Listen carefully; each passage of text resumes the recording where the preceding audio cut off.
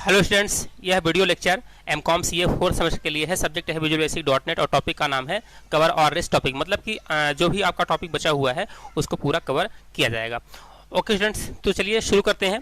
पहला टॉपिक है CLR। CLR मतलब होता है कॉमन लैंग्वेज रन टाइम। देखिए क्या होता है कि हमने आपको पहले बताया था कि जो विजुअल बेसिक .NET होता है तो मल्टीपल लैंग्वेज को सपोर्ट करता है, यानी कि एक से अधिक लैंग्वेज को सपोर्ट करता है। ठीक है, जैसे मान लीजिए कि आप .NET का यूज़ कर रहे हैं, ठीक है, और .NET का यूज़ कर रहे हैं लेकिन आपको केवल एक लैंग्वेज आती है। मान लीजिए कि आपको आती है C#, ठीक है, और एक और बंदा है जिसको आता है मान लीजिए J# आता है, और एक बंदे को आती है क्या, विजुअल बेसिक आती है। लेकिन ये तीनों जो है तो .NET यूज करना चाहते हैं, तब क्या करेंगे, तो क्या करेंगे, .NET प्लेटफॉर्म का यूज कर सकते हैं। क्यों कर सकते हैं? क्योंकि .NET प्लेटफॉर्म मल्टीपल लैंग्वेज को सपोर्ट करती है। ठीक है, और यहाँ पर एक फीचर होता है CLR मतलब कॉमन लैंग्वेज रन टाइम। तो कॉमन लैंग्वेज रन टाइम मतलब होता है कि सभी लैंग्वेजेस के लिए एक कॉमन रन टाइम इन्वायरमेंट, मतलब कि अगर आप कंपाइलर यूज हो रहा है तो सभी के लिए कॉमन रहता है और सभी के लिए अलग अलग डिफरेंट वो नहीं रहता है। तो CLR का किसी एग्जाम में जो है तो ऑब्जेक्टिव टाइप क्वेश्चन भी पूछ लेता है कि CLR is stand for. CLR का मतलब क्या होता है, तो आपको फुल फॉर्म याद रखना है, और कॉमन लैंग्वेज रन टाइम होता है। ठीक है, ओके स्टूडेंट्स, और नेक्स्ट टॉपिक है अपना। अच्छा देखिए, यहाँ पे जो CLR होता है तो विभिन्न भाषाओं में होता है, ये जो दिए गए हैं इसमें उसमें होता है, और .NET फ्रेमवर्क इनको सभी को सपोर्ट करता है। ठीक है, तो पहला क्या है, पहला है एडा, दूसरा क्या है, कोबोल। तो कोबोल का फुल फॉर्म क्या होता है, कोबोल का फुल फॉर्म होता है common business oriented language. Okay students, अगला है यहाँ पर अपना फोर्ट्रान फार्मूला ट्रांसलेशन, और JavaScript, Perl, Pascal, PHP, Python, RPG, Smalltalk. तो .NET फ्रेमवर्क के लिए ये सभी लैंग्वेज प्रयोग हम कर सकते हैं। हमने कहा ना कि .NET मल्टीपल लैंग्वेज को सपोर्ट करता है। ओके स्टूडेंट्स, नेक्स्ट टॉपिक है क्या अपना। अच्छा, यहाँ पे CLR से रिलेटेड कुछ हम टॉपिक के बारे में जानेंगे। इसके कुछ की पॉइंट्स हैं कि एप्लीकेशन के लिए आवश्यक कोड कंपाइल करना, प्रोग्राम एग्जीक्यूशन के दौरान मेमोरी को एलोकेट करना, प्रोग्राम में सम्मिलित समस्त थ्रेड को मैनेज करना, और गार्बेज कलेक्शन को हैंडल करना, और एक्सेप्शन हैंडलिंग को सपोर्ट करना। तो अब इसको हम एक्सप्लेन करते हैं कि एप्लीकेशन के लिए आवश्यक कोड कंपाइल करना, मतलब कि अगर आप एप्लीकेशन डेवलपमेंट किए हैं तो प्रोग्राम को कंपाइल करना आवश्यक होता है। इसके बाद प्रोग्राम एग्जीक्यूशन के दौरान, मतलब जब प्रोग्राम आपका एग्जीक्यूट हो रहा है तब क्या करता है कि मेमोरी में स्पेस एलोकेट करता है प्रोग्राम के लिए, डेटा के लिए। ठीक है, और प्रोग्राम में सम्मिलित समस्त थ्रेड को मैनेज करना, मतलब कि अगर प्रोग्राम में छोटे छोटे प्रोग्राम्स हैं, छोटे छोटे थ्रेड्स हैं, तो उनको भी ये मैनेज करता है, CLR मैनेज करता है। और गार्बेज कलेक्शन को हैंडल करना। अच्छा, गार्बेज कलेक्शन क्या होता है, तो गार्बेज कलेक्शन मतलब होता है कि .NET जो प्रोग्राम अगर आपने बनाया है तो इसमें क्या होता है कि जो आप इनपुट एक्चुअल इनपुट दे रहे हैं वो आपको इनपुट एक्चुअल इनपुट नहीं मिल रहा है, आपको कुछ दूसरा इनपुट मिल रहा है, आउटपुट मिल रहा है, तो उसको हम क्या बोलते हैं, गार्बेज कलेक्शन कहते हैं। गार्बेज कलेक्शन समझ आ गया, मतलब कि गार्बेज कलेक्शन मतलब होता है कि ऐसा आउटपुट जिसे जो है तो आप नहीं चाहें, जैसा इनपुट दिए हैं वैसा आउटपुट नहीं मिल रहा है, उसको क्या बोलेंगे, गार्बेज कलेक्शन कहेंगे। ओके स्टूडेंट्स, तो आई थिंक आपको ये समझ में आया होगा गार्बेज कलेक्शन क्या होता है। इसके बाद CLR के जो घटक होते हैं, कौन कौन से घटक होते हैं CLR के कुछ घटक होते हैं, जैसे एक CTS मतलब होता है कॉमन टाइप सिस्टम। ठीक है, और एक होता है CLS मतलब कि कॉमन लैंग्वेज स्पेसिफिकेशन। इसके बाद होता है कॉमन इंटरमीडिएट लैंग्वेज यानी कि CIL, और जस्ट इन टाइम, और होता है VES मतलब वर्चुअल एग्जीक्यूशन सिस्टम। तो यह CLR काफ़ी इंपॉर्टेंट है परीक्षा के दृष्टि से, तो आप इसको याद जरूर रखना। ओके स्टूडेंट्स, अगला टॉपिक है क्या, CTS मतलब होता है कॉमन टाइप सिस्टम। तो इसमें क्या होता है, डॉटनेट फ्रेमवर्क में CTS यानी common type system computer memory में रिप्रेजेंट होने वाला टाइप सिस्टम और उनकी वैल्यूज को स्पेसिफाई करता है। यह अलग अलग लैंग्वेज में लिखे गए प्रोग्राम्स के बीच इंफॉर्मेशन को शेयर करने में मदद करता है।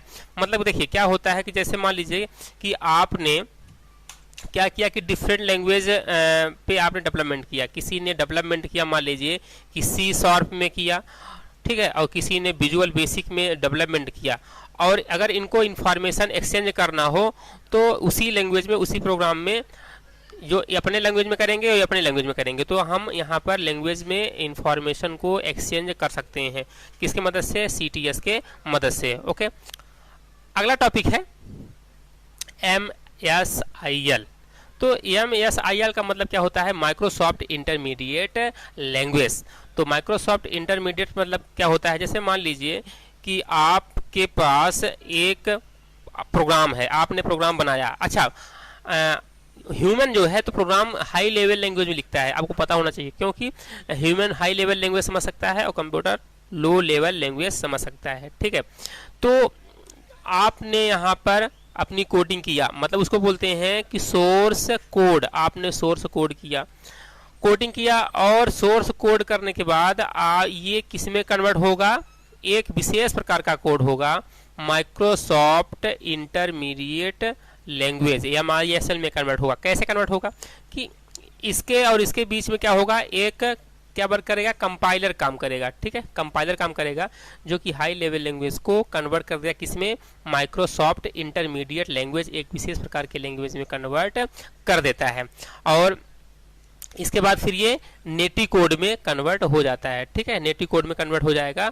जिससे क्या होगा कि प्रोग्राम मशीन रीडेबल होता है, नेटिव कोड मशीन रीडेबल होता है। यहाँ पर देखिए कुछ स्ट्रक्चर बना हुआ है कि पहले आप सोर्स कोड यानी कि कोडिंग करेंगे, कोडिंग करने के बाद जो हाई लेवल लैंग्वेज में है, लैंग्वेज को कन्वर्ट कर दिया जाएगा, यानी कंपाइल कर दिया जाएगा, किसमें वो कन्वर्ट हो जाता है, माइक्रोसॉफ्ट इंटरमीडिएट लैंग्वेज यानी कि MISL में कन्वर्ट हो जाता है। और इसके बाद वो कन्वर्ट होगा कि किसमें, जस्ट इन टाइम यानी कि JIT में कन्वर्ट होगा और उसको कंपाइल किया जाएगा। इसके बाद नेटिव कोड यानी कि मशीन रीडेबल कोड में कन्वर्ट हो जाता है। तो ये एग्जाम के दृष्टि से इम्पोर्टेंट है कि MSIL क्या होता है और कैसे वर्क करता है। तो MSIL को CIL यानी कि कॉमन इंटरमीडिएट लैंग्वेज भी कहा जाता है। ठीक है, तो MISL क्या होता है कि सोर्स कोड को दूसरे कोड में कन्वर्ट किया जाता है, विशेष कोड में कन्वर्ट किया जाता है, जिसे हम MSIL कहते हैं, और MSIL को कन्वर्ट किया जाता है JIT यानी कि जस्ट इन टाइम में कन्वर्ट कर दिया जाता है, और इसके बाद नेटिव कोड में कन्वर्ट होता है, जिसे वो मशीन रीडेबल होता है। अच्छा, यहाँ पर source code language specification compiler के द्वारा जो कॉमन CIL में कन्वर्ट होता है, यानी कि MSIL में कन्वर्ट हो जाता है। तो एग्जीक्यूशन के द्वारा कौन कौन से वर्क होते हैं, CIL के अनुसार डॉटनेट असेंबली बना देती है, मतलब कि जैसा CIL होगा उसके द्वारा उसके अनुसार डॉटनेट असेंबलीज क्या होती हैं कि छोटे छोटे प्रोग्राम्स आप कोड होते हैं। ठीक है, और यह बाइट कोड CLR में एग्जीक्यूट होने की के लिए चले जाते हैं। CLR इन्हें मशीन कोड में परिवर्तित कर एग्जीक्यूट कर देता है। और अच्छा, CLR क्या होता है, कॉमन लैंग्वेज रन टाइम, और मशीन कोड में कौन कन्वर्ट करता है, CLR कन्वर्ट कर देता है। इसके बाद अगला टॉपिक है क्या, display data on data grid. तो जो डेटा है आपका, तो डेटा ग्रिड में कैसे डिस्प्ले कर सकते हैं डेटा को अपने। तो देखिए क्या होता है कि जब आप डेटाबेस यूज़ कर रहे होते हैं तो उसकी वैल्यू को आप डेटा ग्रिड में भी क्या कर सकते हैं, शो कर सकते हैं। इसके लिए क्या होता है कि आपको क्या लेना पड़ेगा, OLIDB डेटा एडॉप्टर लेना पड़ता है। ठीक है, तो इसके लिए कुछ प्रोसेस होती हैं, उसको प्रोसेस को आप अप्लाई करोगे तो डेटा ग्रिड में आप वैल्यूज़ को शो कर पाओगे। ठीक है, इसके लिए क्या होगा कि सबसे पहले आप फाइल में जाकर के आप प्रोजेक्ट ओपन करोगे, एक नया प्रोजेक्ट ले लो। ठीक है, किस नाम से, एग्जाम नाम से ले लो या फिर किसी और नाम से प्रोजेक्ट आप ले सकते हो।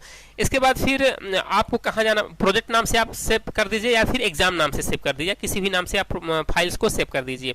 इसके बाद फिर टूल बॉक्स रहता है। अच्छा, टूल बॉक्स के लिए शॉर्टकट क्या होता है, अल्ट प्लस एक्स प्रेस करेंगे तो टूल बॉक्स डिस्प्ले हो जाएगा। तो टूल बॉक्स से आप OLEDV यानी कि object linking and embedding database data adapter आप क्या कर सकते हैं, ड्रैग एंड ड्रॉप कर सकते हैं। तो वो फॉर्म पे आपको विजार्ड डिस्प्ले होने लगेगा। ठीक है, इसके बाद फिर जो कंट्रोल है तो ट्रे में कहाँ होगा, दिखाई देने लगेगा। और फिर आपको डेटा सेट से डेटा सेट की आवश्यकता पड़ेगी, यानी कि डेटा सेट की आवश्यकता कब पड़ती है, जब डेटा को शो करना होता है। इसके बाद आप डेटा ग्रिड पे वैल्यू को शो कर सकते हैं। ठीक है, और डेटा सोर्स की प्रॉपर्टी भी आप क्या कर सकते हैं, सेलेक्ट कर सकते हैं। यहाँ पर कुछ एग्जाम्पल दिया गया है। एग्जाम्पल क्या दिया गया है कि आप चाहें तो जो डेटा ग्रिड है, डेटा सेट के माध्यम से वैल्यू को आप क्या करा सकते हैं, बाइंड अप करा सकते हैं। यहाँ पे OLEDV डेटा एडाप्टर का यूज किया गया है। अच्छा, विंडोज फॉर्म क्या होता है कि विंडोज फॉर्म क्या होता है कि GUI फैसिलिटी प्रोवाइड करने के लिए हम क्या यूज करते हैं, विंडोज फॉर्म। यानी कि जैसे मान लीजिए ये फॉर्म है, ठीक है, ये फॉर्म क्या है, GUI form, graphical user interface provide करता है। फॉर्म के अंतर्गत विभिन्न प्रकार के कंट्रोल्स को यूज किया जा सकते हैं, चाहे वो टेक्स्ट बॉक्स हो, चाहे लेबल हो, चाहे चेक बॉक्स हो, चाहे रेडियो बटन हो, कोई भी आप कंट्रोल्स यूज कर सकते हैं, फॉर्म्स के अंदर कर सकते हैं। और फॉर्म्स के कुछ क्या होते हैं, प्रॉपर्टीज होते हैं, जैसे फॉर्म को क्या करना, शो करना। ओके, और फॉर्म की प्रॉपर्टी में क्या है, फॉर्म के नाम होते हैं, फॉर्म का बैकग्राउंड कलर होता है, 4 कलर होता है, टेक्स्ट का 4 कलर होता है। फॉर्म का इवेंट भी होता है, तो उसमें क्या है कि फॉर्म को लोड, आप फॉर्म को क्या कर सकते हैं, लोड कर सकते हैं। फॉर्म क्या कर सकते हैं, अनलोड, यानी कि फॉर्म को आप हटा भी सकते हैं। फॉर्म को शो हाइड भी कर सकते हैं, और शो हाइड करने का तरीका क्या होता है कि फॉर्म 1 डॉट शो, यानी कि फॉर्म को शो करना है तो फॉर्म 1 डॉट शो करेंगे, अगर फॉर्म को हाइड करना है तो फॉर्म 1 डॉट हाइड करेंगे। देखिए यहाँ पे एग्जाम्पल दिया गया है कि form 1 dot show, form 1 dot hide कर सकते हैं। ओके स्टूडेंट्स, फॉर्म को हाइड, वही हमने जो बताया कि फॉर्म को छुपाना फॉर्म हाइड कहलाता है।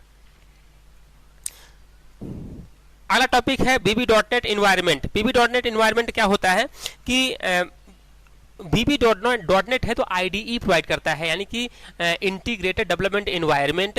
आप सॉफ्टवेयर डेवलपमेंट करने के लिए विभिन्न प्रकार की फैसिलिटी प्रोवाइड करता है, जिसमें विभिन्न प्रकार के टूल्स होते हैं, कंट्रोल्स होते हैं, मेनूज होते हैं।